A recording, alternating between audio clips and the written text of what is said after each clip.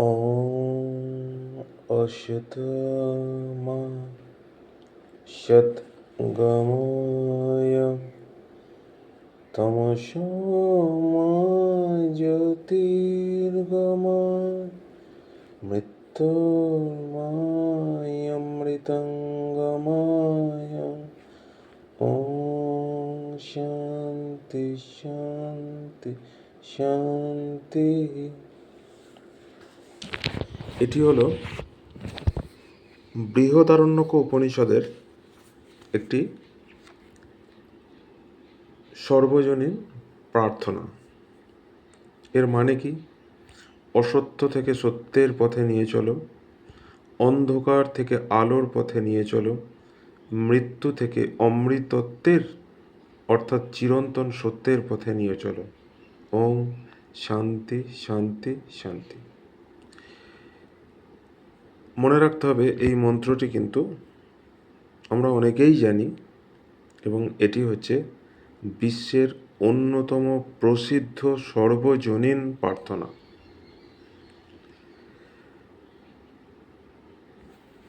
আজকে মুক্তিপথের চতুর্থ পর্বে যে বিষয়টাকে সামনে রেখে আলোচনা করব তার নাম কনসেন্ট্রেশন। এখন এই কনসেন্ট্রেশন আমরা কিভাবে বাড়াতে পারি তার একটা সহজ পথ বা পন্থা আমি বলে দেব। কনসেন্ট্রেশন বাড়ানোর জন্য অনেকগুলো প্র্যাকটিস অর্থাৎ অভ্যাস আমরা করতে পারি। যেমন বিডি থিওরি। বিডি থিওরি মানে কি? কোনো একটি ইংরেজি দৈনিকের বিষয়কে নিলাম অথবা কোনো ইংরেজি লেখাকে নিলাম, একটি সঙ্গে পেন্সিল নিলাম, সেই পেন্সিলটা দিয়ে যতবার বিকে দেখব টিক মারব, ডিকে দেখব ক্রস দেবো। তাহলে বিয়েতে টিক, ডিতে ক্রস, বিয়েতে ডি টিক আর কি ডিএতে ক্রস। এইভাবে যদি আমরা করতে থাকি এবং 5টা মিনিট যদি এটা করি, ডেফিনেটলি আমাদের কনসেন্ট্রেশন কিন্তু বাড়বে। তাহলে আবার একবার রিপিট করে দিচ্ছি কি করতে হবে। একটি ইংরেজি লেখাকে সামনে নেব, নিয়ে বি দেখতে পেলেই টিক মারব, ডি দেখতে পেলেই ক্রস দেবো পেন্সিলে। এইভাবে 5 মিনিট করতে হবে এবং 5 মিনিট করলেই আমাদের কনসেন্ট্রেশন কিন্তু বেড়ে যাবে। এটা একটা পন্থা বলে দিলাম, কিন্তু অনেকে তো পেন্সিল বা ইংরেজি লেখা হাতের কাছে নাও পেতে পারে। সুতরাং তাদের জন্য অন্য আর একটি অপশানের কথা আমি বলে দিচ্ছি। সেটা হচ্ছে, যেমন আপনি আপনার মোবাইলে আপনার বিরতির সময়ে, যে সময় আপনি রেস্ট নিচ্ছেন, সেই সময় আপনি হ্যাপাজার্টলি 2টি কথা বলুন, হ্যাপাজার্টলি দিয়ে রেকর্ড করুন। কি? গঙ্গা যমুনা, গঙ্গা যমুনা, যমুনা গঙ্গা, গঙ্গা যমুনা, যমুনা গঙ্গা, গঙ্গা গঙ্গা, গঙ্গা যমুনা, যমুনা গঙ্গা, যমুনা যমুনা গঙ্গা, গঙ্গা যমুনা। এইভাবে করে করুন, এটা রেকর্ড করে রাখুন। দিয়ে প্রত্যেক দিন আপনার সময় মতো যে কোনো সময়ে আপনি কি করবেন, ওই রেকর্ডটাকে চালিয়ে দিন।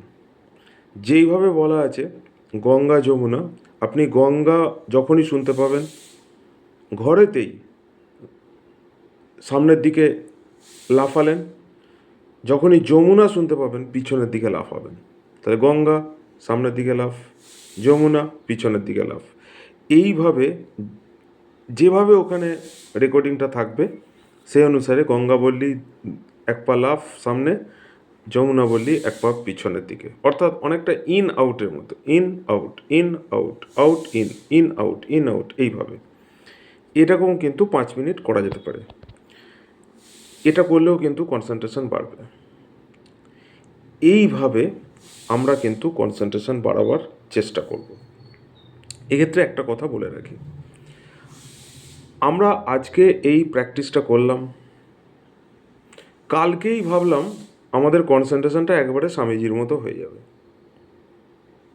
এটা কিন্তু ভাবা একদম অনুচিত। আজকে আমি করলাম, কালকেই কিন্তু আমার কনসেন্ট্রেশন বাড়বে না। আমার কনসেন্ট্রেশনটা বাড়তে শুরু করবে 7 দিন পর থেকে, কিছুটা 14 দিনের মাথায় বেশ কিছুটা, আর 21 দিনের মাথায় অনেকটা বেড়ে যাবে। মনে রাখতে হবে, যে কোনো অভ্যাস পরিবর্তন করতে গেলে কনজিকিউটিভলি 21 দিন লাগে। এটা একেবারে বিজ্ঞানসম্মত এবং এটা একেবারে টেস্টেড। 21 দিন লাগবে, 21 ডেজ কনজিকিউটিভলি কিন্তু। অর্থাৎ আজকে আমি প্র্যাকটিসটা করলাম, কালকে করলাম, পরপর 7 দিন করলাম, 8 নম্বর দিনটা গ্যাপ দিলাম, হবে না। করতে গেলে একেবারে 21 দিন লাগাতার টানা করতে হবে। 21 দিনের পরে যে 22তম দিন আসবে, সেই 22তম দিনে আপনি এক বিরতি দিলেও দিতে পারেন, কিন্তু ওই 22তম দিন থেকে আপনি অলরেডি তার ফল পেতে শুরু করবেন। সুতরাং এইভাবে আমরা কিন্তু কনসেন্ট্রেশনকে বাড়াতে পারি। মনে রাখতে হবে যে এই কনসেন্ট্রেশন একটি মারাত্মক বিষয়।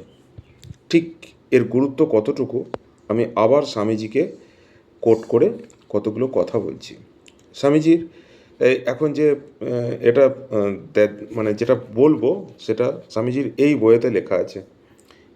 এটা যদিও উল্টো দিকে দেখাচ্ছে বইটা, যাই হোক, বইটার নামটা হচ্ছে এডুকেশন ফর ক্যারেক্টার। এই বইয়ের 47 নম্বর পৃষ্ঠাতে লেখা আছে পাওয়ার অফ কনসেন্ট্রেশন। তাতে উনি অনেকগুলো বলছেন, তার মধ্যে আমি একটিকে এখন আপাতত ধরছি। Take up one idea, make that one idea your life, think of it, dream of it, live on that idea, let the brain, muscles, nerve, every part of your body be full of that idea, and just leave every other idea alone. This is the way to success, and this is the way great spiritual giants are produced. Others are mere talking machines. তাহলে কনসেন্ট্রেশনের বিষয়ে ওনার সুস্পষ্ট মতামত যে তুমি এতগুলো জিনিসকে কিন্তু সামনে নিয়ে এগোবার কোনো প্রয়োজন নেই। টেক আপ ওয়ান আইডিয়া, একটা আইডিয়াকে সামনে ধরো এবং সেটাকেই তোমার জীবন বলে ভাবো, সেটা নিয়ে স্বপ্ন দেখো, সেটা নিয়ে বাঁচার চেষ্টা করো, মস্তিষ্কে ঢোকাও, অঙ্গ প্রত্যঙ্গে, স্নায়ুতে, মাসেলসে, পেশিতে, বডির অর্থাৎ দেহের প্রত্যেকটি অংশে সেটাকে সঞ্চালিত করো এবং অন্যান্য সমস্ত আইডিয়াগুলোকে ছুঁড়ে ফেলে দাও। এভাবেই কিন্তু সাকসেস পাওয়া সম্ভব। এভাবেই কিন্তু পৃথিবীর বড় বড় যারা স্পিরিচুয়াল গুরু আছে, জায়ান্টস আছে, তারা কিন্তু এভাবেই তৈরি হয়েছে। এই হলো কনসেন্ট্রেশন নিয়ে স্বামীজির উক্তি। এখন অনেকেই হয়তো ভাবছেন যে আমি হঠাৎ করে এই কনসেন্ট্রেশন নিয়ে মুক্তিপথের 4র্থ পর্বে কেন বলতে শুরু করলাম।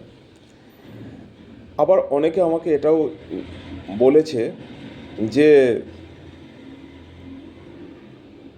এখন থেকেই মুক্তিপথ। আসলে মুক্তির চিন্তা, মুক্তির উদ্দেশ্য, এগুলো ওর জন্য যারা বয়সের কথা চিন্তা করে তাদের আরও কয়েকবার বা আরও কয়েকটি জন্ম তাদের অপেক্ষা করতে হবে। তার মানে এটা বলছি না যে আমাদের যারা আমরা মুক্তিপথের এই প্রোগ্রামটাকে শুনছি বা প্র্যাকটিস করছি তাদের মুক্তি এই জন্মেই হয়ে যাবে না, সে কথা আমি বলছি না। কিন্তু আমাদের চেষ্টা করতে অসুবিধা নেই, আমরা চেষ্টা করে যাব। আর আরেকটা কথা, আমার জীবনের যদি অন্যতম সবচেয়ে বড় গর্ব বলি, তাহলে সেটা বাঙালি হয়ে জন্মানো। এটা আমার অহংকার, এটা আমার জীবনের গর্ব। কিন্তু সমস্যা হচ্ছে, বাঙালি এখন বর্তমানে এমন একটি জাতিতে পরিণত হয়েছে যে যেখানেই খেতে যায়, শুতে যায়, বসতে যায়, যেখানেই যায়, চায়ের দোকানে চা খেতে যায়, বন্ধুদের সঙ্গে আড্ডা মারতে যায়, প্রেমিক প্রেমিকার সঙ্গে কথা বলে, সব কিছুতেই রাজনীতি। কিছু হলেই কে কোন রাজনীতি, সেই রাজনীতি নিয়ে আলোচনা। অর্থাৎ একটা মারাত্মক, মানে কি বলবো, ওভার পলিটিসাইজড একটা সোসাইটি। আমি ঠিক এই জন্যেই এই মুক্তিপথের প্রোগ্রামটা, এই জন্যেই ঠিক ইউটিউবে আসা। আমি আমার ক্ষুদ্র প্রচেষ্টাতে এই অতিরিক্ত রাজনীতি, অর্থাৎ একটা ওভার পলিটিসাইজড সোসাইটিকে কী করে একটা আধ্যাত্ম, অর্থাৎ স্পিরিচুয়াল সোসাইটিতে নিয়ে যাওয়া যায়, সে চেষ্টার জন্যই আমি এই ডিজিটাল সারফেসে এসেছি। সুতরাং আমি যাই কিছু আলোচনা করব, সে আলোচনাগুলোর মূল লক্ষ্য থাকবে আনন্দ, সেই আলোচনাগুলোর মূল লক্ষ্য থাকবে আধ্যাত্মিক চেতনার বিকাশ ঘটানো। আর আমরা প্রত্যেকেই জানি, আধ্যাত্মের একেবারে ওল্ডেস্ট স্কুল বলা চলে, সেটি হলো ভারতবর্ষ। আর এই ভারতকে নিয়েও, এই ভারত মাতাকে নিয়েও যারা কটূক্তি করবে, যখন করবে, আমি কিন্তু তখনই সে নিয়েও কিন্তু তার বিরুদ্ধচারণ করব, বোঝাবার চেষ্টা করব যে কটূক্তি করাটা কতটা বড় ভুল। যাই হোক, আজকে আর বইয়ের আলোচনাতে আজকে গেলাম না। আজকে কনসেন্ট্রেশন নিয়ে এই আলোচনাটা এখানেই সমাপ্ত করলাম। সকলে ভালো থাকবেন। নমস্কার।